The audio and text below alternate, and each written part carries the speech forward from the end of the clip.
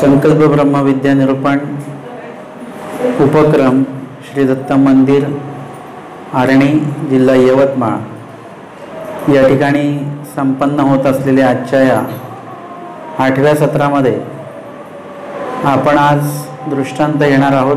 47 क्रमांकाचा दृष्टांत आहे जैसा रोवंतल्या पशुचा, म्हणजे रवंथ करणाऱ्या पशुचा हा दृष्टांत आहे। दृष्टांताची लापणीक आहे, म्हणूनी ऐकिला अर्थ मन करवनी हृदयगाम्य करी तयासी तिनी होती। मागच्या दृष्टांतामध्ये आपण बघितलं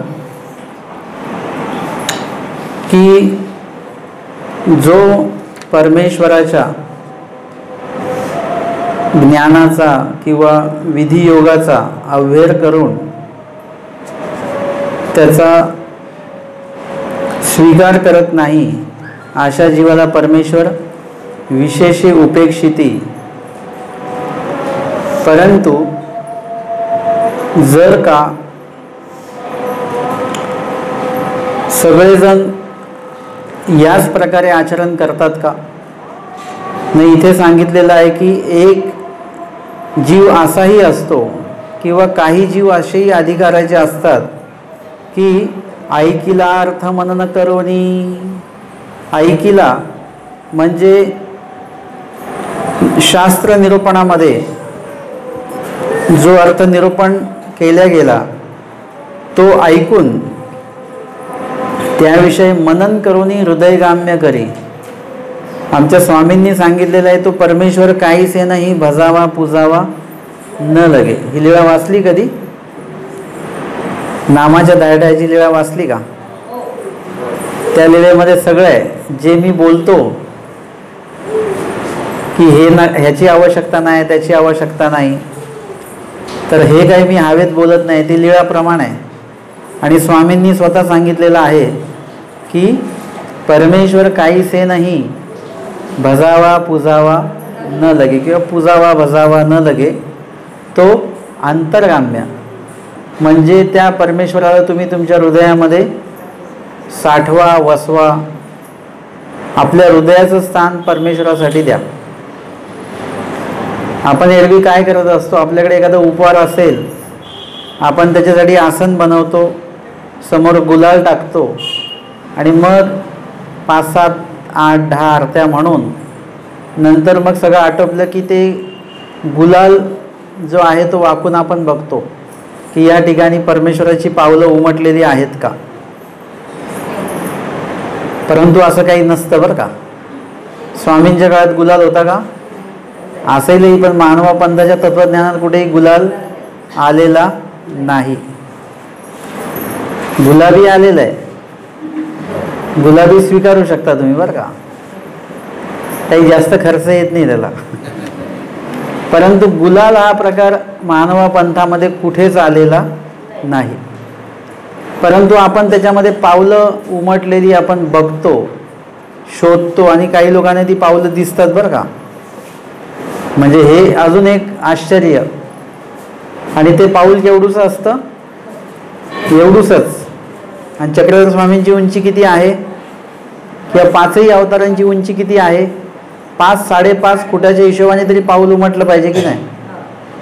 परंतु आपण त्या दृष्टीने बघतो, कोणीतरी आपल्या डोक्यात घातलेलं आहे, टाकलेलं आहे, आणि आपण तसाच विचार करतो। असो, एकदा जर का ज्ञान झालं, परमेश्वराला काय अपेक्षित आहे, परमेश्वराने काय सांगितलेलं आहे, या गोष्टी लक्षात आल्या, म्हणजे नामाच्या 10 ठायची एकदा लीळा जर का तुम्ही वाचून काढली, आता उद्या परत एकदा घरी जाऊन ती परत वाचा।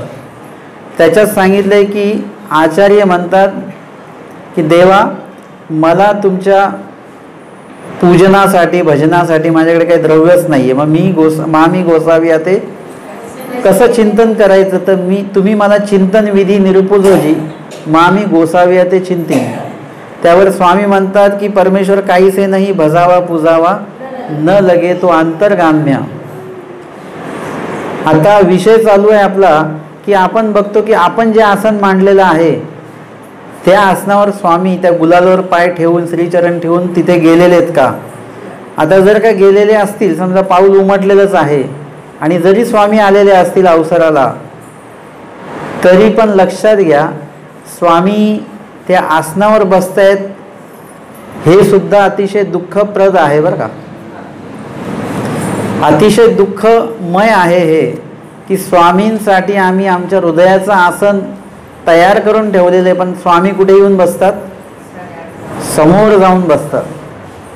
आता जर का कोणी अधिकरण आले, तुम्ही बोलवलंय त्यांना, परंतु ते आले आणि तुमचे बाजूच्या घरी जे उपदेशित त्यांच्याकडे येऊन निघून गेले, तुमच्याकडे आलेच नाही, तर तुम्हाला काय असं आनंद वाटेल की दुःख वाटेल? बाबा आल्याचा आनंद असला पाहिजे, पण बाबा आपल्या घरी नाही आले त्याचं दुःख असणार आहे. तर परमेश्वर हृदयगाम्य सांगितल्यानंतर ते आपल्या हृदयात आले पाहिजेत. ते इतरत्र येऊन आपल्याला त्याचा काही उपयोग नाही, ते आपल्या हृदयात आले पाहिजेत. धर्मवार्ता प्रसंगी अवस्थान म्हणजे कुठे? तुमच्या हृदयात. जो व्यक्ती धर्मवार्ता करतोय किंवा जो व्यक्ती धर्मवार्ता ऐकतो, समजा आता मी बोलतोय पण तुम्ही फक्त ऐकताय, मग तर तुम्ही जर का मन लावून ऐकत आहात तर तुमच्या सुद्धा हृदयी परमेश्वर येतात. तेव्हाच तुम्हाला काय होतं?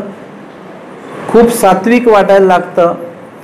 तुम्हाला असं वाटायला लागतं की जे दोष तुम्हाला आठवतात, की आपल्याकडे काय काय दोष आहेत ते आपल्याला आठवायला लागतात. आपल्याकडचे दोष आपण काढून टाकले पाहिजेत असं विचार आपल्याला येतात.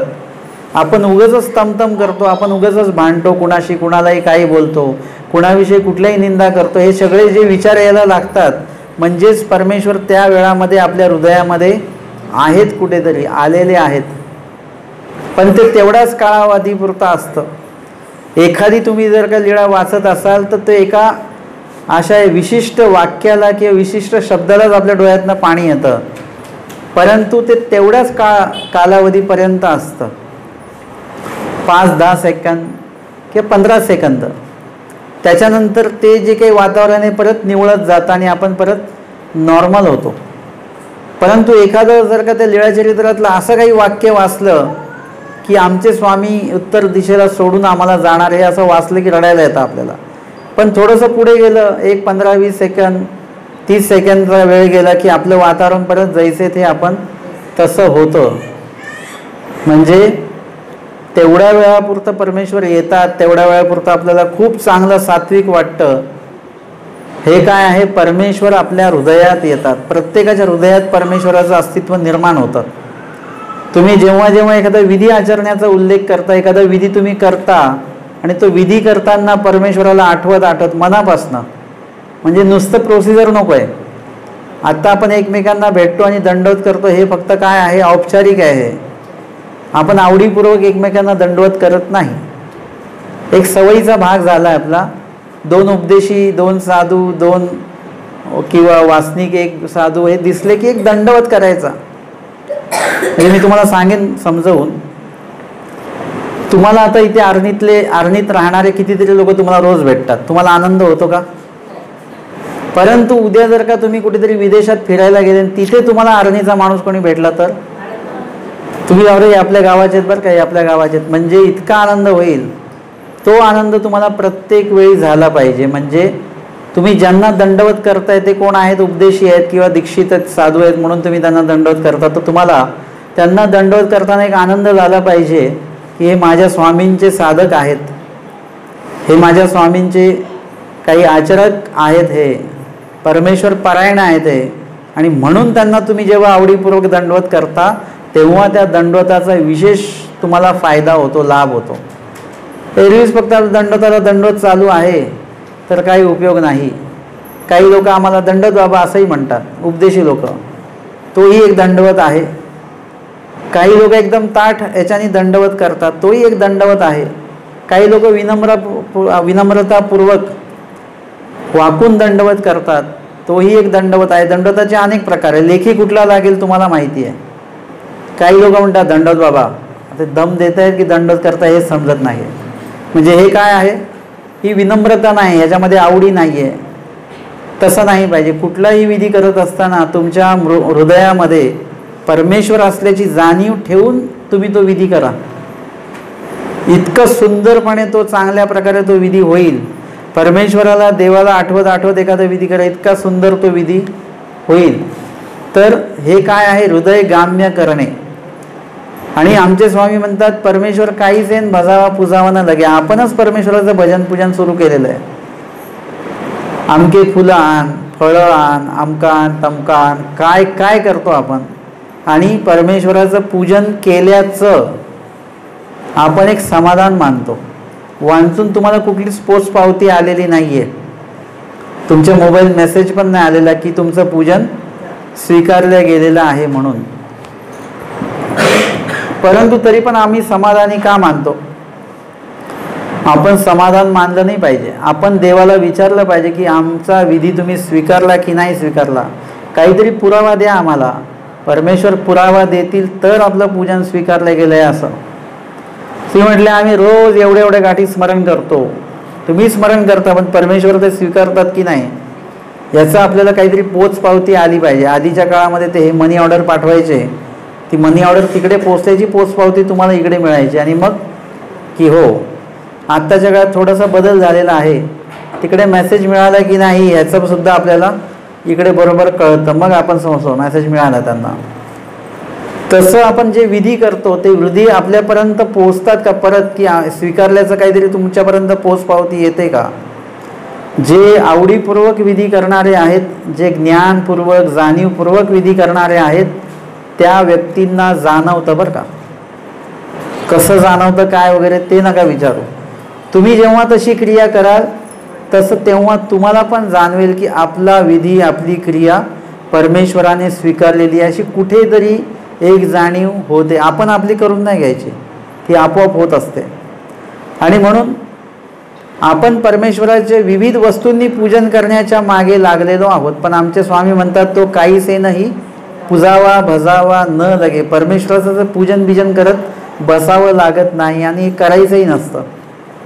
तो अंतर्गाम्ये, तो स्मरणे चिंतने आठवणे मनने कीर्तने पूज्य भज्य किंगा असं स्वामींनी सांगितलेलं आहे.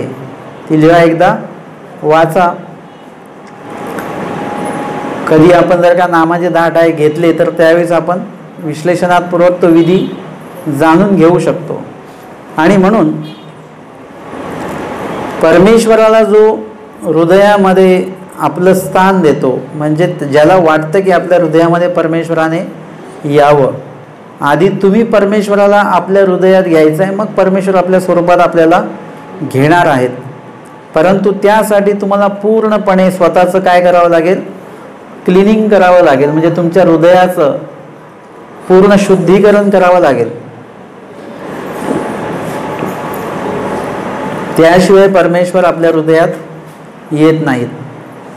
आपल्या विभागामध्ये जर का एखादा राजकीय कोणी मंत्री वगैरे कोणी येणार असतील, मुख्यमंत्री, तर काय करावं लागतं? आधी सर्व विभाग जो आहे तो त्याची सिक्युरिटी वाढवावी लागते. सर्व व्यवस्थित सुरक्षित करावा लागतो तो विभाग आणि त्याच्यानंतर मग ती व्यक्ती येते. आमच्या स्वामींसाठी ते हृदय जे आहे ते सुरक्षित करण्याची काही आवश्यकता नाही, परंतु शुद्ध आणि पवित्र करण्याची आवश्यकता मात्र आहे. जर का ते हृदय आपण पवित्र नाही केलं तर परमेश्वर हृदयामध्ये येणार नाही. आपल्याला स्मरण का नाही साधत असं कधी विचार केला का तुम्ही? आपल्याला स्मरणविधी सांगितलेला आहे आणि आपण तो स्मरणविधी करतोही, तरी पण बहुतांशी वेळा आपल्याला स्मरणविधी साधत नाही. 8 दिवस आपली चांगली लिंक असते, त्याच्या 9व्या दिवशी थोडी गडबड होते वगैरे. कारण की काय की आपलं हृदय शुद्ध नाही. आपल्या हृदयामध्ये अनेक प्रकारचे विचार आहेत, अनेक प्रकारचे दोषरूप विचार आहेत. त्याच्यामुळे त्या दोषरूपाच्या ठिकाणी परमेश्वर जे शुद्ध परमेश्वर स्वरूप आहे ते त्या ठिकाणी येत नाही. दोषाच्या ठिकाणी परमेश्वराचं त्या ठिकाणी कार्य नाही, तिथे दोषाचंच कार्य. सत्वस्थिताच धर्मी अधिकार. तुमच्याकडे सात्विकता असेल, शुद्धता पवित्रता असेल तरच त्या ठिकाणी परमेश्वराचं कार्य जे आहे ते प्रगट होईल. नाहीतर एखादं ठिकाण बघा की त्या ठिकाणी आहेत विशेष वगैरे सगळे उपदेशी आहेत, पण त्या घरामध्ये तुम्हाला प्रसन्नता वाटत नाही. पण एखादं घर असं छोटूसंच असतं, झोपडीच असते, परंतु त्या ठिकाणी प्रसन्नता वाटते. कारण की का? त्या ठिकाणी शुद्धता आहे, पवित्रता आहे, नामस्मरण आहे, लीळा चिंतन आहे, सगळ्या गोष्टी त्या ठिकाणी सुरू असल्यामुळे, परमेश्वर कार्य त्या ठिकाणी असल्यामुळे त्या ठिकाणी अत्यंतिक आपल्याला जी काही पावित्र्य जे आहे त्या ठिकाणी जाणवतं, सात्विकता आहे ती त्या ठिकाणी जाणवते आणि त्या ठिकाणी आपलं नामस्मरणसुद्धा चांगलं होतं. नामस्मरण सगळ्याच ठिकाणी चांगलं होत नाही. काही ठिकाणी बसल्यानंतर तुम्हाला अचानक भांडणाचे विचार सुचतात, कारण की ती जागा कशी आहे, तामस आहे. एखाद्या ठिकाणी बसल्यानंतर राजस विचार सुचतात, तर ती जागा कशी आहे, राजस आहे. मग असे अनेक जागा बदलावे लागतात. आपण तर म्हणतो की निरूपणाची माझी जागा फिक्स आहे बरं का, माझ्या जागेवर कोणी बसायचं नाही. परंतु ती जागा राजस आहे का, तामस आहे का, सात्विक आहे, ते तपासा आधी. आपल्याला आपल्या मनासारखी जागा नाही भेटली तरी चालेल, पण सात्विक जागा बसायला भेटली पाहिजे. तर मग तुम्हाला तिथे पुढचे विधी जे आहेत ते साधले जाणार. विधीकरिता विधी स्फुरे, म्हणजे ते ज्या जागेवर बसलेले आहेत ती जागाच पवित्र आहे. किंबहुना एक वेळ अशी येते की तुम्ही ज्या जागेवर बसाल ती जागा सात्विक होणार आपोआप. तुम्ही ज्या तामस व्यक्तीच्या संपर्कात गेले तर एक तर असं होतं, एक तर तुम्ही तामस व्हाल, नाही तर तो सात्विक होईल. बहुतांशी काय होतं, आपणच तामस होतो. कुणाची भांडणं सोडायला जातो आणि आपणच भांडून येतो, म्हणजे असा प्रकार घडतो. तामसाच्या संपर्कात गेले की आपण तामस होतो. पण एक वेळ तुमच्या बाबतीमध्ये अशी येईल, तुमच्यामध्ये एवढे विधी, एवढी सात्विकता तुमच्यामध्ये येईल की तुम्ही, तुमच्याकडे भांडायला आलेला माणूससुद्धा तो सात्विक होऊन निघेल.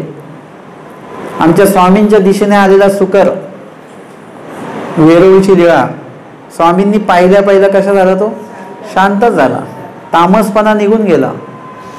तुम्ही म्हणाल ते स्वामी होते, परंतु ज्या ठिकाणी धर्मवार्ता असते त्या ठिकाणी पण स्वामी असतातच ना.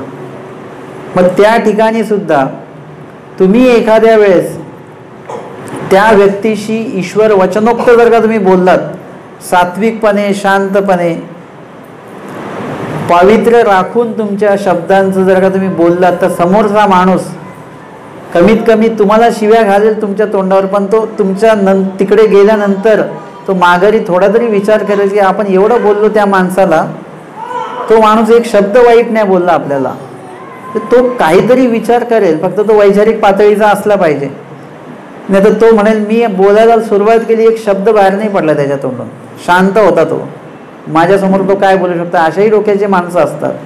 परंतु ते कशाही डोक्याचे माणसं असो, परंतु आपण कसं असलं पाहिजे, शांत डोक्याचे असले पाहिजे. याचा फायदा आज नाही तरी उद्या तुम्हाला कुठे ना कुठे होणारच आहे. परमेश्वर त्या सगळ्या विधींचा हिशोब परमेश्वर ठेवतात आणि मग त्याचं एक फळ तुम्हाला मिळतं वेगळं, म्हणजे त्याचं काहीतरी कणव तुमची ती वेगळी मिळत असते. मुलांच्या रिझल्टमध्ये बघा असतं वागणूक, हा एक असतो ना मार्क देण्याचा विभाग, मग त्याच्यामध्ये ए बी सी असं काहीतरी त्याच्या वागणुकीनुसार त्याला दिल्या जातं. अर्थातच शिक्षक वर्ग काय करतात, त्याला चांगलीच वागणूक असं म्हणतात. वागणूक कशी चांगली, कारण की त्याच्याविषयी जर का वागणूक वाईट वाईट वाईट प्रत्येक वेळी लिहिलं तर त्या मुलाचं एक मेंटॅलिटी तशी होऊन जाईल की अरे मला नेहमीच वाईट बोलतात का, मग ठीक आहे मी वाईटच भला, असं होऊ शकतं. परंतु जेव्हा त्याच्याविषयी चांगलं लिहितं तेव्हा त्याला कळतं की मी वाईट वागून सुद्धा माझ्याविषयी चांगलंच लिहित आहेत. पण त्याला कुठेतरी उपरती झाली, त्याला जर का तो जाणकार झाला पुढे मागे, तर मग वैचारिक पातळी त्याच्याकडे आली तर नक्कीच तो काय करेल, आपली वागणूक चांगली करेल. आणि हे कधी होतं, आपल्या बाबतीमध्ये कधी होईल, ज्या वेळेस तुमच्या हृदयात परमेश्वर येतील त्यावेळेसच आपण शांत होऊ, तोपर्यंत आपण शांत होणार नाही. म्हणून नेहमी हा विचार करायचा की आपल्या आठवण्यामध्ये परमेश्वर असल्या पाहिजे. आठवण कशाने येते, मनातनं. मनात परमेश्वर असेल तर, हृदयात जर का परमेश्वर असेल तर तुमच्या विचारांमध्ये, आचारांमध्ये सगळीकडे परमेश्वर एके परमेश्वर असणार आहे. अर्जुनाने काय केलं,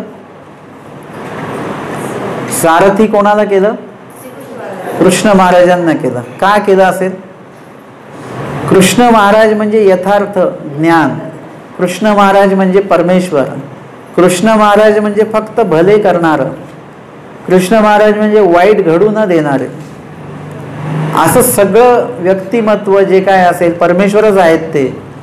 मग त्यांनी काय केलं, सारथ्य त्यांच्याकडे दिलं की ह्यांच्याकडे सारथ्य असेल तर माझा रथ कुठल्याच चुकीच्या दिशेने कुठे जाणार नाही, चुकीच्या युद्ध करताना चुकीच्या ठिकाणी जाणार नाही की जिकडे मी घेरल्या जाईन वगैरे, योग्यच ठिकाणी ते नेणार.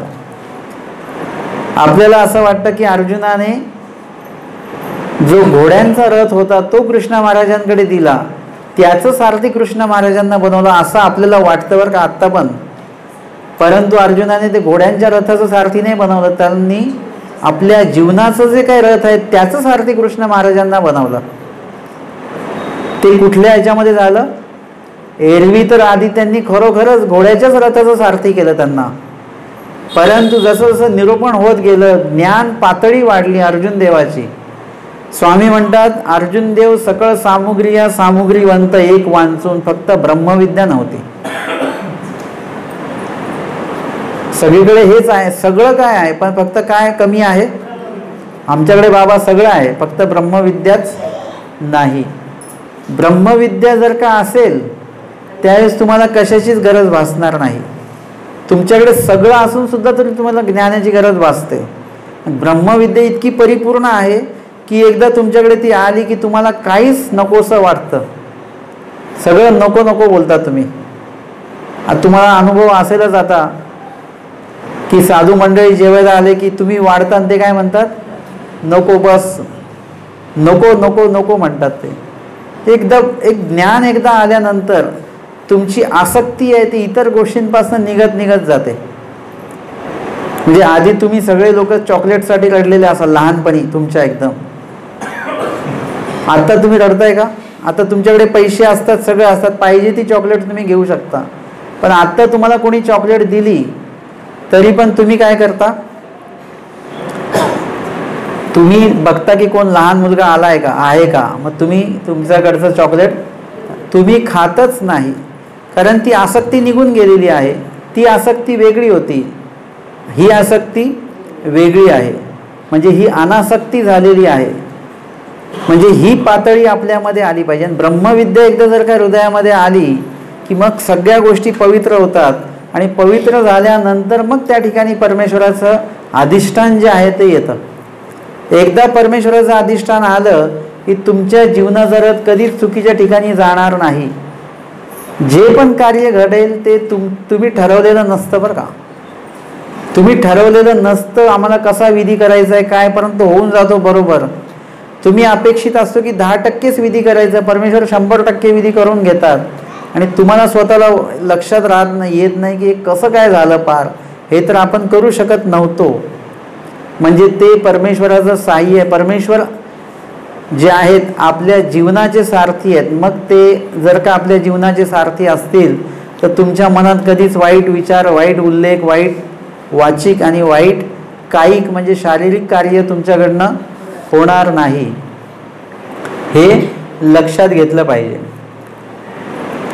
या ठिकाणी सांगितलेलं आहे की मनन करोनी हृदयगाम्य करी. म्हणजे जो पण शास्त्र तुम्ही ऐकता ते ऐकिला अर्थ म्हणजे ऐकलेलं सगळं विश्लेषण मनन करोनी. मनन करोनी म्हणजे हृदयामध्ये चिंतन करायचं कुठल्या पण गोष्टीचं. तुम्हाला जर कोणी काय सांगितलं एकदम फटकन की प्रवचनानंतर आम्ही तुम्हाला एक वस्तू देणार आहोत, तुम्ही प्रवचनात नसताच, तुम्ही सारखं डोक्यात काय देणार असतील, काही प्रसाद देणार आहेत का, काही जबाबदारी देणार आहेत का, सेवा देणार आहेत, म्हणजे तुमच्या डोक्यात तेच चालू राहतं. तसं ब्रह्मविद्या ऐकल्यानंतर तुमच्या डोक्यात ते चालू राहिली पाहिजे ती गोष्ट की कसं काय जमलं असेल चांगदेव भटांना, कसं जमलं असेल भटोबासांना, आपल्याला जमेल का, कसं जमेल, कसं करता येईल, परमेश्वर योग आणून देतील का, मग कसाही आणून देतील योग, तर विनंती करावी लागेल देवाला. मग तुम्ही देवाला विनंती करता. तुम्ही आता साधूंना विनंती करताच ना, बाबा तुम्ही तिकडे येत आहेत तर आमच्याकडेही या. तशीच विनंती कोणाला करायची, देवाला करायची की देवा त्यांना तुम्ही ते घडवला, तो योग प्राप्त करून दिला, ज्ञान दिला, आचरण घडवलं, तसं मलाही मोक्षाला न्या. असं नाही आपण शॉर्टकट हे करतोय. आपण म्हणतो काय, त्यांना जसं ज्ञान दिलं, घडवलं मडवलं, तसं मला सुद्धा मोक्षाला न्या. म्हणजे आपण एकदमच थोडक्यात आटपतोय, तसं नाही. देवा त्यांना जसं ज्ञान दिलं, सन्निधान दिलं, सेवा दिली, त्यांना कष्ट करण्याची वृत्ती तिथे निर्माण केली, सेवा करण्याची वृत्ती निर्माण केली, देवासाठी काहीही करण्याचं साहस त्यांच्यामध्ये आपण दिलं, तसं मलाही द्या. हे सगळ्या गोष्टी केल्यानंतर देवाला सांगावं लागणार नाही की मला मोक्ष द्या म्हणून. ही प्रक्रिया तुम्ही केली की मोक्ष आपोआप मिळणार तुम्हाला. तुम्ही देवाकडे ह्या गोष्टी मागा, मोक्षाला पोहोचण्यासाठी म्हणून जी काही प्रक्रिया आहे ती प्रक्रिया मागा, मोक्ष आपोआप होणार तुम्हाला. जसं तुम्ही दुकानदाराकडे गेल्यानंतर, म्हणजे किराणा दुकानात, तुम्ही चहा मागता का चहाचं साहित्य मागता? चहाचं साहित्य मागता. साहित्य भेटलं म्हणजे ज्ञान भेटलं. आता ते तुम्ही आचरणात आणता ज्ञान. म्हणजे काय करता? चहाची साहित्य जे आहे त्याची प्रक्रिया तुम्ही चालू करता. तुम्ही चहा आणून बनवत नाही, तर ते साहित्य एकत्र करून त्याची प्रक्रिया चालू केली की आपोआप चहा बनतो. ते साहित्य एकत्र आलं की चहा आपोआप बनणार आहे. तसं तुम्ही देवाने सांगितलेल्या गोष्टी, ह्या प्रक्रिया जर का तुम्ही चालू केल्या, तुम्ही आपोआप साधू होणार. तुम्हाला साधू होण्यासाठी वेगळी काही प्रक्रिया करायची गरज नाही. तुम्हाला सांगितलं राग, द्वेष, काम, क्रोध, मद, मत्सर यांचा त्याग, याची नावे, याचा त्याग घडला की आपोआपच तुमचा संन्यास घडला. तुमच्या हृदयात परमेश्वर आहे, ज्ञान आहे, आचरण आहे, तुमच्या मुखामध्ये आपोआपच माधुर्य येतं, बोलण्यामध्ये प्रिय वक्तव्यता तुमच्याकडे आपोआप येऊन जाते. तुम्हाला जर का हिंसेचं ज्ञान झालं तर तुम्ही चालताना वर मान करून चालणारच नाही. तुम्ही मार्गातल्या लोकांसोबत कधी चालून बघा, तुम्हाला तेव्हा समजेल की चालायचं कसं. कसं चालायचं? खाली मुंग्या बघून चालायचं. मुंग्या असेल तर त्याच्यावर पाय द्यायचा नाही, बाजूला पाय द्यायचा. म्हणजे तुम्हाला चालणं कसं ते तेव्हा कळणार. म्हणजे जसं जसं एक एक ज्ञान होईल तसं तसं तुम्हाला माहिती आहे ना की भाजी आणली आपण, किती ताजी दिसली तरी तुम्ही काय करता, त्याला धुवून घेता. स्वच्छ मिठाच्या पाण्यामध्ये वगैरे असं धुवून घेतलं जातं. भाजी किती स्वच्छ ताजी असो तरी पण का, कारण आपल्याला माहिती त्याच्यावर केमिकल फवारलेलं आहे, म्हणून ते स्वच्छ करून आपण, त्याच्यात धूळ आहे, माती आहे, म्हणून ते शुद्ध करून आपण खाल्लं पाहिजे. तसं या प्रक्रिया ज्या आहेत, ज्ञान झाल्यानंतर ते वचन तुम्ही पाळायला सुरुवात करा. पूर्णत्वाने नसेल पाळता येत, पण थोडं थोडं का होईना पाळायला सुरुवात करा. हीच वेळ आहे ती. साधू झाल्यावर आचार नाही करायचा. जे साधू झाल्यानंतर आचार करायचाच आहे, पण तो साधू झाल्यावर नाही करायचा. तो आचार तुम्हाला इथे सुरुवात करावी लागेल, हळूहळू हळूहळू. आणि मग तुम्हाला कळतं की आता आपण साधू होऊ शकतो. आता आपल्याला ही सगळी सवय झालेली आहे, अनुसरण घेऊ शकतो आता आपण, आणि मग तुम्ही हे करू शकता.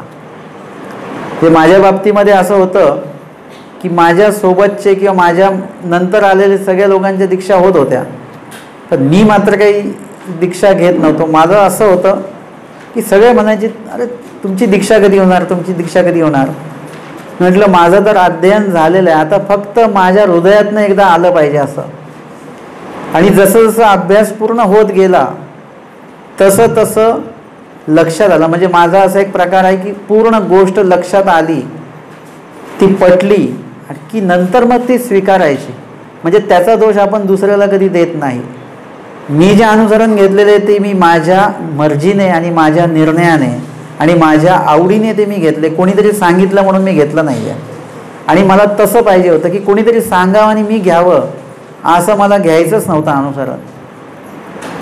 परंतु जसं जसं ब्रह्मविद्या ज्ञान होत गेलं, जे पण काय तोडकं मोडकं, त्याच्यातनं ज्या ज्या गोष्टी कळत गेल्या, हृदयामध्ये परिवर्तन आलं, विचारांमध्ये परिवर्तन आलं, आणि नंतर माझी तयारी झाली, मानसिक तयारी झाली की आत्ता आपण काय करायचं आहे, अनुसरण घ्यायचं.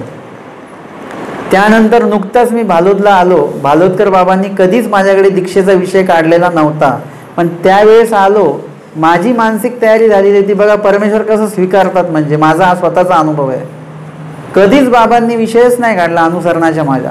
पण त्यावेळेस माझी तयारी झालेली, बाबांना भेटलो आणि बाबा म्हणे अरे अनुसरण कधी घेतो. बाबा पण बोलले त्याच वेळी.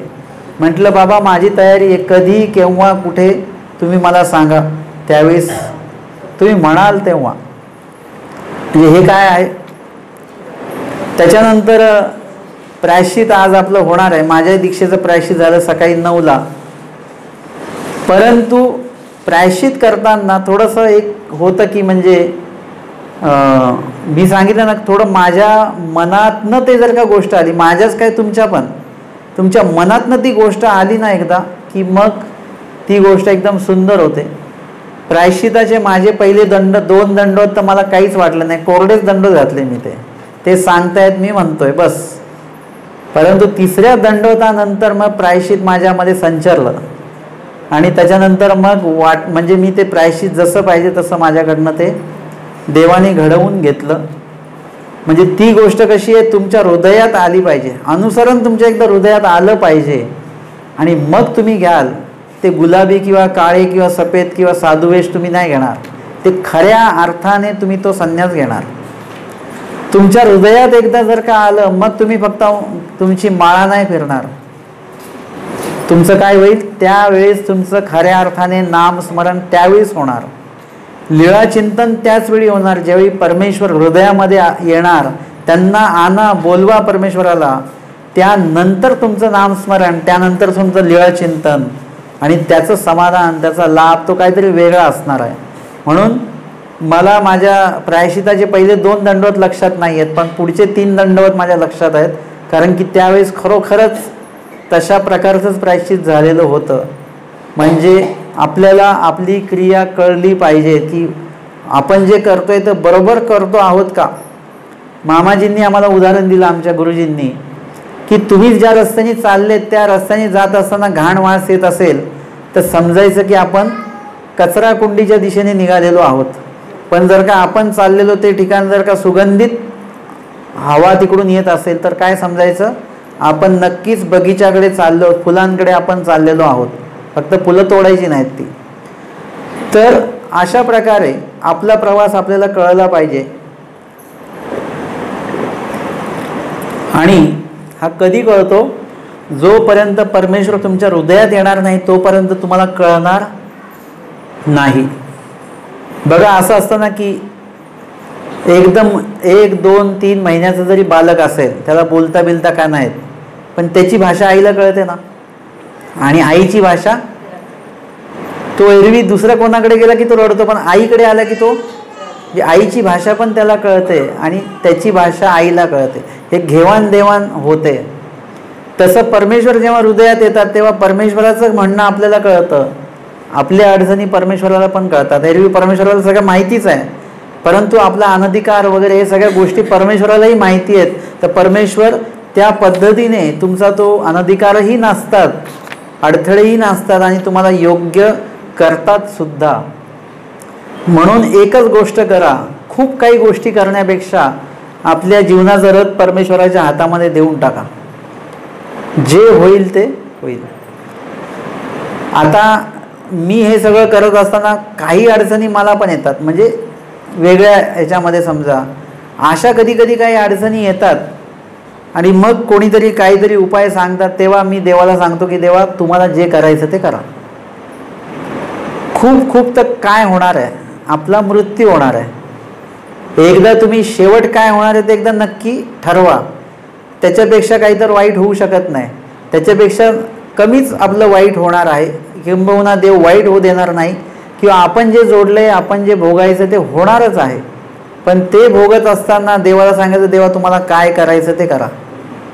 आपल्याला काही म्हणजे आमचं जे आयुष्य आहे ते तुमच्या नावे आहे. अशा पद्धतीने आपण हृदयपूर्वक मनपूर्वक देवाला स्वाधीन समर्पित झालो की मग सगळं परमेश्वर बघतात. अनुसरल्याचे जिने मरणे ते ईश्वराधीन, परमेश्वराच्या अधीन असतं. त्यांना ठेवायचं आहे का नाही ठेवायचं आहे. भटोबासांचं आयुष्य संपलेलं होतं. आमच्या स्वामींनी त्यांना स्वतःकडचं आयुष्य देऊन, ते स्वतःकडचं म्हणजे त्यांना जास्तीचं आयुष्य दिलं आणि त्यांना ठेवलं की तुम्हाला हे काम करून जायचं आहे.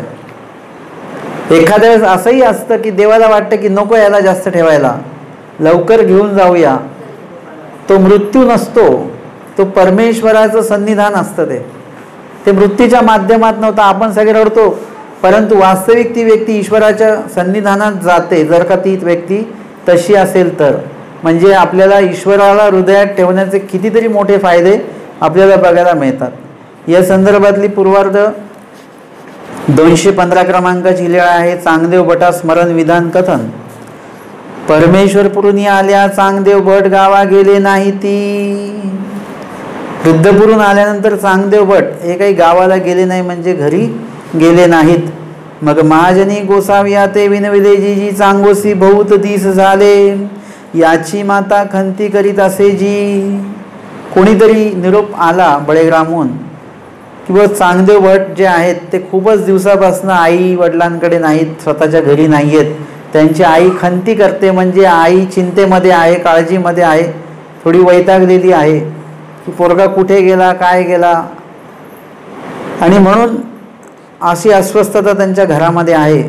तर यांना घरी पाठवा थोडं 2-4-8 दिवसासाठी. स्वामी म्हणतात बटिका जा भेटून या. स्वामी त्यांना काय म्हणतात, जा आणि भेटून या. म्हणजे येण्याविषयी पण स्वामींनी आधीच सांगून ठेवलेलं आहे. आम्ही जेव्हा मार्गात होतो ते मार्गामध्ये बाबांना सुट्टी विचारताना अशी विचारावी लागायची की बाबा थोडं गावाला जाऊन येतो. येतो म्हणजे येणार आहे मी परत, गावाला जातो म्हणजे गेला. हे व्यवहारामध्ये पण तीच पद्धत आहे, येतो म्हणून म्हणायची. आता हे झाली आमची आहे, परंतु उद्या तुम्ही जर का मार्गात गेलात, 1 दिवस मुक्काम केलात, मग तुम्ही काय म्हणता, बाबा जातो बरं का आम्ही. तसं नाही म्हटलं पाहिजे, बाबा येतो बरं का आम्ही. म्हणजे कधीतरी आम्ही येणार आहोत अनुसरणासाठी, तुम्ही जागा ठेवा आमची इथे. येतो म्हणजे आपली वृत्ती, आपले संस्कार जे आहेत ती येण्याचे, परत इकडे दैवलाटीत येण्याचे पाहिजेत. एक एक शब्दांमधनं काय काय परिणाम अर्थ निघतात. आपण जातो म्हटलं की गेलोच आपण, पण येतो म्हटल्यानंतर मग परमेश्वर वाट बघतात, बाबाच नाही. तुम्ही जेव्हा येतो म्हणता ना तेव्हा वाट कोण बघतं, परमेश्वर वाट बघतात. एक विशिष्ट वेळ असते, तेवढ्या वेळ परमेश्वर वाट बघतात, त्याच्यानंतर मग उदासीन होतात. परंतु आमचे स्वामी जे आहेत, ज्यांची वाट बघणार आहेत ते कोण आहेत, चांगदेव भट. आणि त्यांची वाट बघणं स्वामींचं कधीही व्यर्थ जाणार नाही. म्हणजे स्वामींचा वेळ व्यर्थ जाणार नाहीये, ही व्यक्ती येणार आहे परत. आणि म्हणून स्वामी त्यांना म्हणतात जा भेटून या. इतके कणवेचे जीव आहेत चांगदेव भट. म्हणजे स्वामींनी त्यांना सन्निधानात ठेवलं, त्याच्यानंतर स्वामी रुद्रपूरला जाणार, तर हे सुद्धा विचारतात बाईसांना, सरळ स्वामींना नाही विचारत. हे किती सन्मान ठेवतात ते स्वामींना विचारत नाही, बाईसांना विचारतात की स्वामी मला स्वतःसोबत येऊ देतील का, रुद्रपूरला मला यायचं आहे स्वामींसोबत. मग बाईसांनी स्वामींना विचारलं, स्वामींनी पण आज्ञा दिली. स्वामी त्यांना घेऊन गेले, पण स्वतःच्या सोबतच घेऊन गेले स्वामी त्यांना. आणि असे चांगदेव भट पूर्ण जाता येता स्वामींचं सेवा त्यांना लाभली. आता हे कुठे जाणार आहेत, घरी जाणार आहेत. स्वामींना सगळ्यात जास्त काळजी त्याची लागलेली आहे की ही व्यक्ती जर का प्रपंचात गेली, ही प्रपंचात गेलेली व्यक्ती परत प्रापंचिक होते. आता जरी मला किती अपेक्षा असल्या की तुम्ही आता पुढच्या वेळेस एकदम पाठांतर करणार आहात, काहीतरी पाठांतर द्याल, तुम्ही सांगाल आमच्या एवढ्या दिवसात 9 प्रकरणं पाठ झाले वगैरे, पण मला तुमचं उत्तर माहिती आहे, परंतु तुम्ही माझं उत्तर खोटं ठरवा बरं का. मी विचारलं जर का काय पाठ झालं का, नाही बाबा ते वेळच नाही भेटला आम्हाला. ते तुम्ही गेल्यानंतर ते 2-4 लग्न होते आमचे ह्याच्यामध्ये, नंतर ते काही काम निघालं, ते काम निघालं, तब्येत बिघडली, मग त्याच्यामध्ये ते काही झालंच नाही. असं उत्तर नाही पाहिजे. आपली वाट परमेश्वर बघत आहेत, त्या दृष्टीने आपण पावलं टाकली पाहिजेत. या ठिकाणी स्वामी जे आहेत चांगदेव भटांना सोबत नेतात, म्हणजे त्यांना आता जे स्वामींनी विधी दिलेला आहे तेवढा विधी त्यांनी पूर्ण त्या प्रवासामध्ये केला. आणि आत्ता सुद्धा ते आता जेव्हा घरी जातात तेव्हा स्वामी काय करतात, त्यांना म्हणतात की बाबा भेटून या हो का जी. मग चांगदेव भट गावा निघाले. 2-3 दिवसांनी ते सगळी तयारी करून गावाला निघाले. गोसावी बोळवीत निघाले. आमचे स्वामी त्यांना 2 पावलं पुढे सोडवायला गेलेले आहेत. आपण सगळ्यांना सोडवायला जातो का असं? म्हणजे जसा व्यक्ती असेल त्या व्यक्तीचं जसं महत्त्व असेल तशा पद्धतीने आपण त्यांना तेवढं सोडवायला जात असतो. सगळ्यांनाच काही घरपर्यंत सोडवायला जात नाही आपण. काही लोकांना इथूनच दंडवत करतो, काही लोकांना दरवाजापर्यंत जातो, काही लोकांना गेटपर्यंत, काही लोकांना स्टँडपर्यंत, म्हणजे परत ते आले नाही पाहिजे म्हणून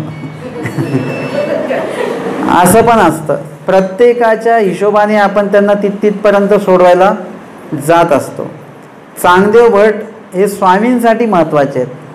चांगदेव भटांसाठी स्वामी महत्त्वाचे आहेत आणि ज्यांना स्वामी महत्त्वाचे आहेत ती व्यक्ती स्वामींना महत्त्वाची आहे म्हणून स्वामी सोडवायला जातात. आपण इतक्या दिवसापासून बोलवतो तर स्वामी कधी येत नाहीत. उपदेश घेतल्यापासून आरती म्हणतो ना आपण, ती या म्हणून. परंतु ही व्यक्ती अशी आहे की या व्यक्तीने परत यावं म्हणून स्वामी त्यांच्यासोबत 2 पावलं चालतायत. का बरं स्वामी 2 पावलं चालत गेले?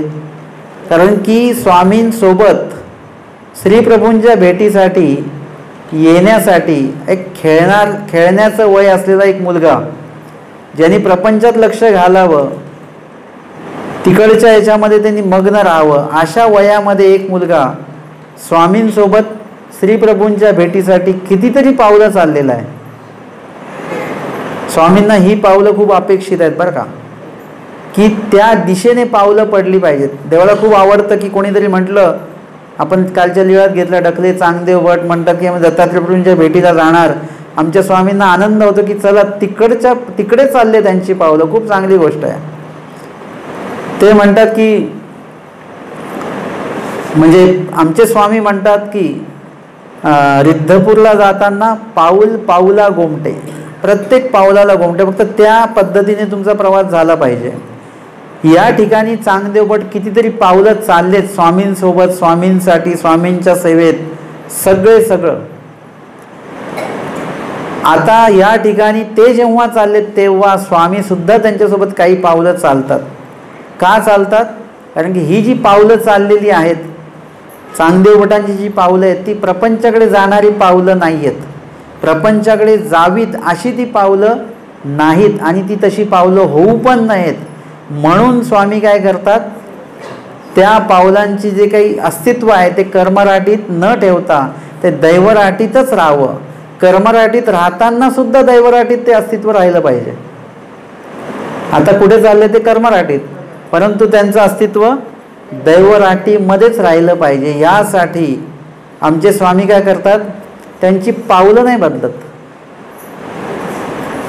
त्यांची पावलं बदलत नाहीत आणि त्यांची पावलं बदलणार सुद्धा नाहीत. असं काम करतात स्वामी, म्हणजे त्यांच्या हृदयामध्ये परमेश्वराचं अस्तित्व राहील. एकदा हृदयात परमेश्वराचं अस्तित्व राहिलं की मग पावलं कुठेच इकडे तिकडे जात नाहीत. तुम्हाला माहिती आहे की ते हे असतात, गुरंढोरं असतात, त्यांना एकदा सोडून दिलं ते आपोआप चालत चालत चालत बरोबर त्या मालकाच्या घरापर्यंत पोहोचतात. श्वान असेल, प्राणी असतील, त्यांना कुठेही सोडा तुम्ही, ते बरोबर तिथे पोहोचतात. कारण की त्यांच्या मनामध्ये दुसरं काही कपट वगैरे काही नसतं माणसांसारखं. आपल्याला कोणी काय बोललं की बघा कसा टोचून बोलला मला, तो बोलला व्यवस्थितच, पण आपण कितीतरी गोष्टी उगाच नाक विचार करत राहतो. प्राणी असा विचार करत नाही, एकदम निरागस असतात. त्याच्यामुळे काय होतं की ते बरोबर ते आपल्या हृदयाशी, त्यांचं हृदय असं एकदम एकत्र असं असतं की ते बरोबर त्या ठिकाणी बरोबर पोहोचतात.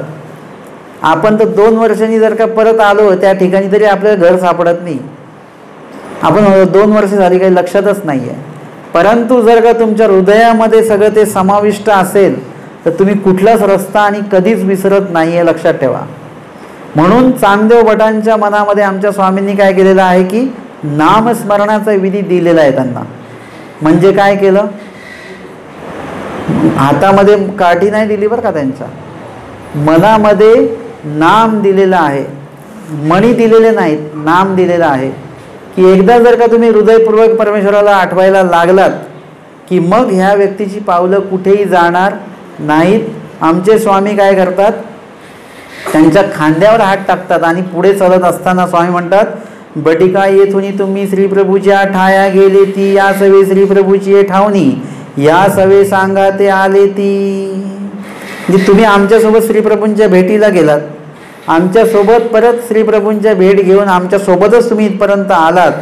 आता गावात जात असा आणि आता तुम्ही गावाला चाललात म्हणजे कर्मराटीत चाललेला आहात, तरी तुम्ही या ते आठवाल. आमची आठवण येईल का? कारण की एकदा प्रपंचात माणूस गेला की तो प्रापंचिक होतो, मग त्याला काही आठवण राहत नाही. मग परत जेव्हा तो ईश्वराच्या सन्निधानी येईल, दैवराटीत येईल, तेव्हा परत त्याला असं वाटतं की मंदिरात आलं पाहिजे बरं का, सत्संगात आलं पाहिजे. म्हणजे कधी नवत जर का आपण आलो आणि एकदम अवसर काळ बघायला मिळाला, निरूपण ऐकायला भेटलं की असं वाटतं मंदिरात आलं पाहिजे बरं का. आणि मग परत घरी गेलं की मंदिरात गेलं पाहिजे, बरोबर आहे, पण आपल्याला वेळ तर पाहिजे. मग लगेच वाक्य आपलं बदलतं.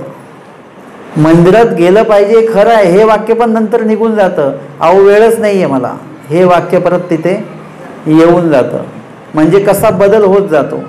आणि म्हणून या ठिकाणी आता ते कर्मराटीत चाललेत म्हणजे त्यांचेही विचार बदलू शकतात.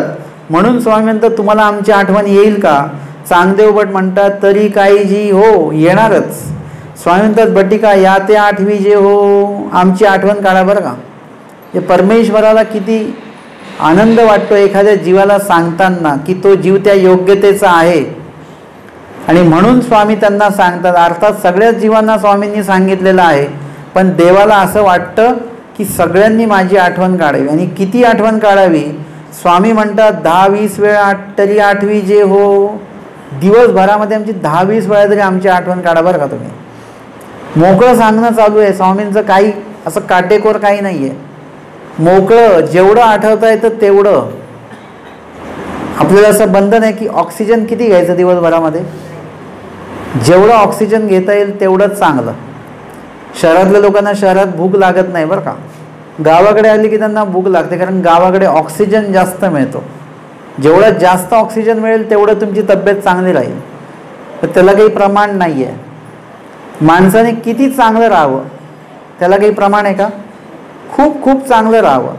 तसं ना माणसाने किती स्मरण करावं, खूप करावं. देवाला असं वाटतं 10-20 वेळा 30 वेळा माझं स्मरण झालं पाहिजे.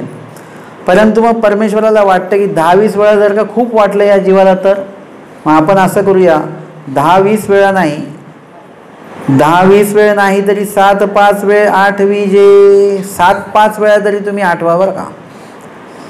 7-5 वेळ नाही तरी 2-4 वेळ तरी आठवी जे हो. 7-5 जरी तुम्हाला खूप वाटत असेल तर 2-4 वेळा का होईना आम्हाला आमची तुम्ही आठवण काढा. आणि 2-4 वेळ नाही तरी 1-2 वेळ तरी आठवी जे हो. म्हणजे 1-2 वेळा तरी तुम्ही काय करा, आमची दिवसभरामध्ये आठवण करा. 1-2 वेळ म्हणजे सकाळी एकदा नाम घ्यायचं, एकदा दुपारी एकदा घ्यायचं, आणि एकदम सोपं असं आहे असं नाही. एक तर सकाळी 3 तास, दुपारी 3 तास, संध्याकाळी 3 तास, अशी एक व्याख्या येते. माझी व्याख्या थोडीशी वेगळी आहे. 1-2 वेळ म्हणजे 3 वेळ.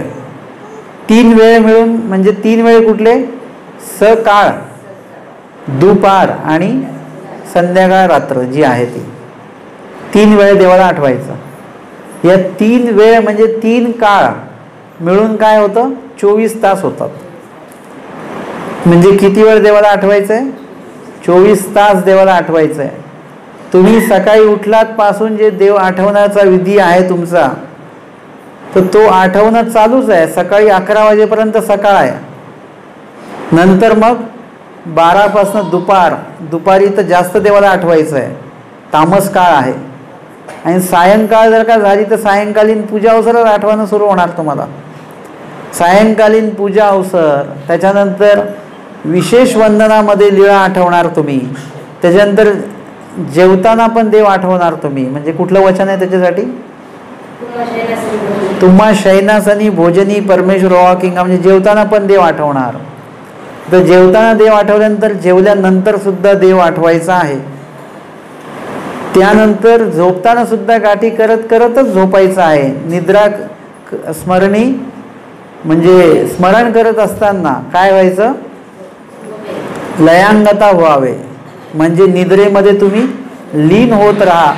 झोपेतला काळ पण लेखी लागतो आणि झोपताना जर का देवाचं नाव आठवत आठवतच झोपलं तर सकाळी उठताना पण देवाचंच नाव आठवेल तुम्हाला आणि स्वप्न पण देवाचीच पडतील. नंतर काही लोकांना भूताची स्वप्न पडतात. मामाजींनी सांगितलं जे मनात असेल, जे विचारात असेल ती स्वप्न पडणार. मग जर का भूताची स्वप्न पडत असतील आपल्याला तर नको ती स्वप्न पडत असतील तर. परंतु जर का आपल्याला स्वप्नामध्ये पण मार्ग दिसतोय, साधू संत दिसत आहेत, काहीतरी स्मरण, एखादी लीळाच आठवते, असं होत असेल तर समजायचं की आपण दिवसभर देव आठवलेला आहे. दिवसभर देव आठवलेला असेल तर तुम्हाला कुठलीच वाईट स्वप्न पडणार. ते स्वप्नांहून सुद्धा कळतं की आपण दिवसभरात काय करतो ते. आलं लक्षात. मग या ठिकाणी स्वामी म्हणतात की त्रिकाळ म्हणजे त्रिकाळ परमेश्वराला आठवल्या गेलं पाहिजे. परवंद्यू दिवस जाऊ ने दिजे पण व्यर्थ दिवस जाऊ देऊ नका अजिबात. सर्वज्ञ म्हणितले आणि आमच्या स्वामींनी यावर पशुचा दृष्टांत सांगितलेला आहे की पशु असे ते आडी दरडी चरे पोट भरे. पशु असतो, प्राणी आहे, गाय वगैरे, हे आडी दरडी चरतात म्हणजे डोंगरा दऱ्यांमध्ये इकडे तिकडे जाऊन जिथे जिथे गवत असेल तिथे तिथे ते पोचतात. म्हणजे कितीही सुद्धा जर का एखादं ठिकाण ओसाड जरी असेल, म्हणजे एकदम भकास जरी असेल, तरी ते प्राणी कुठे पोचतात, शोध घेतात, कुठे कुठे जातात. कधी कधी बघायला मिळतं की डोंगरावर चढलेला असते तो पशु, जो असतो डोंगरावर चढलेला असतो. आपल्याला वाटतं खाली पडेल की काय, पण तो तिकडे का गेला, तिथे त्याला जे खाद्य पाहिजे, हिरवगार काहीतरी गवत पाला, ते तिथे आहे, म्हणून तो बरोबर तिथे पोचला पाहिजे. जीवाने सुद्धा कुठे पोचलं पाहिजे, ज्या ठिकाणी आपल्या उपयुक्त गोष्ट आहे. म्हणजे काय आहे, ज्या ठिकाणी ज्ञान आहे, ज्या ठिकाणी विधी आहे, त्या ठिकाणी आपल्याला बरोबर त्या ठिकाणी पोचता आलं पाहिजे. तर या दृष्टांतामध्ये स्वामी सांगतात की पशु असे ते आडी दरडी चरे, म्हणजे गवत वगैरे तो खातो, पोट भरे. त्याचं पोट भरलं की मग मन भरलं की नाही बरं का, ते आपलं पोट भरलं तरी मन भरेपर्यंत आपण ते खातच राहतो. परंतु पशु आणि लहान मुलं असे असतात की जे फक्त पोट भरेपर्यंत खातात, तेच फक्त प्राणास आहार देतात. बाकी आपण जे मोठे लोक आहेत ते इंद्रियांना आहार देतो आपण. हे अत्यंत चुकीचं आहे. पण पशुच्या बाबतीत सांगितलं की पोट भरे मग एकी ठाई बैसोनी रोवंती. पोट भरल्यानंतर एका ठिकाणी तो बसतो आणि ते खाल्लेलं जे अन्न आहे ते रवंत करतो. जेची खाती तेची रोवंती ती. जे खातात ते गवत खातं तर गवतच रवंततात. आपण निरोपण ऐकतो आणि काय रवंत करतो, निंदा. आपण चांगली लीळा ऐकलेली आहे तर आपण काय रवंत केलं पाहिजे, आपल्या मुखामध्ये कुठला विषय पाहिजे. आत्ता आपण जर का ही लीळा ऐकली, नामाची लीळा चांगदेव भटांची, मग तुम्ही विचार केला पाहिजे मग अजून कुठली लीळा आहे नामाची. मग कुणाला स्वामींनी वचन सांगितलं, कुणाला विधी सांगितला नामाचा, कोणी कोणी देवाला आठवलं, मग कसं आठवलं, काय प्रसंग होता, हे सगळं चगळलं पाहिजे. आपण एखाद्या ठिकाणी सापाची गोष्ट निघाली तर आपण सगळे सापाचाच वृत्तांत सांगत बसतो की ऐकत राहतो. तसंच झालं पाहिजे. एखाद्या ठिकाणी साप निघाला तर तिथे सापाचाच वृत्तांत झाला पाहिजे. परंतु कुठला, लीळेतले साप, लीळेमध्ये जे काही साप आलेले आहेत, लीळेमध्ये समजा काही विचू काटा वगैरे त्याच्या संदर्भात काही आलेलं असेल, असंच बोलता बोलता लीळेमध्ये जे कोणी प्राणी आलेत, पशु आलेत, पक्षी आलेत, तिकडे विषय नेला पाहिजे आपण. म्हणजे आपल्याला फक्त बहाणा भेटला पाहिजे. आपल्याला कोणी दूध प्यायला दिलेलं आहे कपभर, तर आपल्याला काय आठवलं पाहिजे, आमचे गोसावी सकाळचा वेळ असेल तर काय करायचे, दूध, भात, साखर. कधी कृष्ण महाराजांच्या लीळा आहेत. म्हणजे असं तुम्हाला ते सगळं आठवता आलं पाहिजे. तर या ठिकाणी जे पशु खातो तेच रवंत करतो, तसं आपण जे ऐकतो तेच आपल्या मुखामध्ये आलं पाहिजे. तेणे तयाची या सप्त धातू निवती, आणि त्याच्यामुळे काय होतं, त्याच्या जे सप्त धातू आहेत त्या पशुच्या, ते गवत खाल्ल्यामुळे आणि ते गवत जे आहे ते पूर्ण चांगल्या प्रकारे रवंत केल्यामुळे काय होतं की चांगल्या प्रकारे ते अन्न चावल्या जातं, त्याच्यानंतर चांगल्या प्रकारे त्याच्यामध्ये लाळ जी आहे ती मिसळते आणि तेवढं ते पचनासाठी उपयुक्त ठरतं. आपण कधीही चावत नाही, आपण काय करतो, फक्त गिळतो. खायला घेतलं की ते फक्त इकडे तिकडे आपण करतो अन्न दाताखाली, दातांना जास्त ताण देत नाही आपण, आणि ते तसंच गिळून घेतो. आणि जर का यदा कदाचित उलटी झाली आपल्याला तर काय होतं, भाताचे कण तसेच्या तसेच पडतात उलटीतनं. आपण चावत नाही, त्याच्यामुळे चांगलं पचन होत नाही, त्याच्यामुळे अनेक आजार आपल्याला लागलेले आहेत. तर चांगलं रवंत केलं पाहिजे. तसंच लिळासुद्धा चांगली रवंत केली पाहिजे, म्हणजे काय, चावली नाही पाहिजे बरं का, चावायची नाही, ती चिंतायची आहे. अन्न चावायसाठी आहे आणि लिळा कशासाठी आहे, चिंतायसाठी आहे. ती सगळ्या दृष्टीने चिंतन करायची की बघा असं झालं असतं तर काय झालं असतं, स्वामींनी असं का सांगितलं याच्यामध्ये, हे सगळं चिंतन जर का केलं तुम्हाला तर लिळेतनं खूप चांगलं तुम्हाला त्याच्यातनं मिळेल. आणि मग सप्तधातू निवती, चांगलं जर का चावल्यामुळे काय होतं, सप्तधातू म्हणजे मज्जा, मेद, मांस, स्नायू, अस्थि, रुधिर आणि चर्म असे सप्तधातू मिळून आपलं शरीर तयार झालेलं आहे. तर मग त्या सप्तधातूंना जे जे काय आवश्यक असतं ते अन्नातनं बरोबर मिळतं, ते मिळत असतं. आपण म्हणतो आम्ही ही भाजी खात नाही, आम्ही ती भाजी खात नाही, असं नाही चालत. सगळ्या भाज्या खाल्ल्या पाहिजेत, सगळ्या भाज्यातनं सगळं पौष्टिक जे आहे ते त्या गोष्टी त्याच्यातनं मिळतात. आणि जर का तुम्ही आत्ता सवय नाही केली तर भिक्षा मागताना अवघड जाईल बरं तुम्हाला. अनुसरण घेऊन जेव्हा भिक्षा मागणार आहात, तुम्ही मागणार आहेत का, एकदम सगळे चेहरे एकदम शांत होऊन गेले. त्यांना वाटलं बाबा उद्याच्या कार्यक्रमात देतात की काय दीक्षा सगळ्यांना. कोणी इच्छुक असतील तर या बरं का, उद्या वॅकन्सी आमच्याकडे पूर्ण. तर या ठिकाणी सप्तधातू निवती म्हणजे त्या सप्तधातूंना ज्या ज्या गोष्टी पाहिजेत त्या सगळ्या त्या अन्नातनं मिळतात, त्या चावल्यामुळे चांगल्या मिळतात.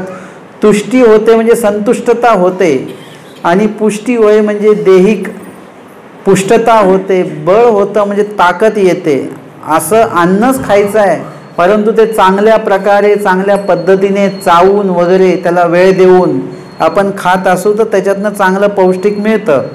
आता तुम्ही किती चांगलं खा, त्याची ॲसिडिटीच होणार तुम्हाला, होतं की नाही. आपण किती चांगलं खाल्लं तरी आपण म्हणतो का बदाम खाल्ले तरी ॲसिडिटी होते मला, कारण की आपली खाण्याची वगैरे जी काही पद्धतीची सगळी चुकीची आहे. तसंच धर्माच्या बाबतीमध्ये की आपण एवढं करतो, प्रश्न काय येतो आपला, आम्ही एवढं एवढं करतो तरी देवाचं लक्षच नाही आहे. परंतु तुम्ही काय करतात, वरवडे चालू आहे फक्त. वरवडे केलेली गोष्ट असते ना, अवांतर केलेलं प्लास्टर सुद्धा निघून जातं, निघतं की नाही. अवांतर दिलं असंच ह्याच्यावर रंग देऊन टाका, तोही निघून जाईल. तसं तुम्ही वरवर देवाला आठवत असेल तर देव कशासाठी तुम्हाला काय करणार आहे. तुम्ही म्हणजे सवडीनुसार किंवा वेळ पडेल तसं तुम्ही देवाला आठवता, एरवी भीतरांत नाही आहे. तर परमेश्वराचं म्हणणं तसं नाही, परमेश्वराला सुद्धा वेळ द्या, तर मग त्याच्याने तुष्टी होय पुष्टी होय सगळं होणार. याचा सिद्धांत सांगतात तैसे परमेश्वर निरूपिती, परमेश्वर निरूपण करतात ते ऐके मनन करी, ते ऐकायचं आणि मग ते मनन करी म्हणजे मनन केल्याने काय होतं, तयात दक्षता होय, योग्यता होय, सुखविशेष होय. लापणिकेमध्ये काय सांगितलं, हृदयगाम्य करी तयासी तिन्ही होती, तिन्ही ते काय ना, दक्षता होय म्हणजे धर्मी दक्षता निर्माण होते. कुठलंही कार्य करताना तुम्ही ओबडधोबड काम नाही करणार. तुम्ही जर का आता ही लादी धुवून काढायची, लगेच पाणी घेतलं ओतलं नाही, तुम्हाला बघावं लागतील, पूर्ण झाडून काढा. मुंग्या कुठे आहेत का, त्या मुंगीला पण बाजूला करा. तुम्ही पाणी टाकाल त्याच्यात ती मुंगी मेली, विधी करता अविधी होणार. ही दक्षता तुम्हाला ज्ञानामुळे येते, ज्ञानाचं चिंतन केल्यामुळे येते. आणि जर का दक्षतापूर्वक तुम्ही कुठलाही विधी केला की मग योग्यता होते. आणि एकदा योग्यता झाली की सुख विशेष म्हणजे समाधान असतं की आपला जो विधी आहे तो कुठेतरी वचनाला धरून झाला, वचनोक्त झाल्याचं समाधान आपल्या मनामध्ये असतं. आजच्या सत्रामध्ये आपण या ठिकाणी 47 क्रमांकाचा रोवंतल या पशुचा दृष्टांत बघितला. संदर्भातली 215 क्रमांकाची पूर्वार्ध चांगदेव भटा स्मरण विधान कथन ही लीळा या ठिकाणी आपण श्रवणाने चिंतन केलेली आहे. दंडवत हो.